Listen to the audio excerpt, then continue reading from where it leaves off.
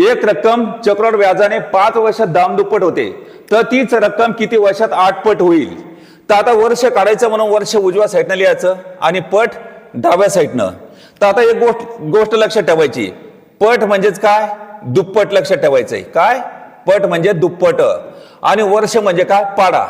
ही गोष्ट जर तुम्ही लक्षात ठेवली तर गणित एकदम सिंपल पद्धतीनं सुटेल. तर आता इथं काय म्हणलं? 5 वर्षामध्ये किती दामदुप्पट, तर दुप्पट लिहिलंय. तर 8 म्हणजे किती वर्षामध्ये 8 पट होईल?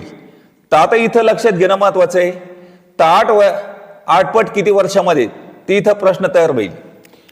तर मग आता इथं काय करायचं? दुप्पट म्हणजे काय? 2 ची दुप्पट 4 आणि 4 ची दुप्पट 8. किती वेळेस मांडलेले दिसतात तुम्हाला?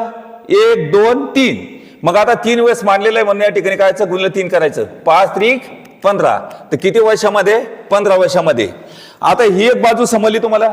तर आता 5चा पाडा इथपर्यंत म्हणायचा 8च्या लाईन पर्यंत, म्हणजे 5 1 5 5 2 10 आणि 5 त्रिक 15.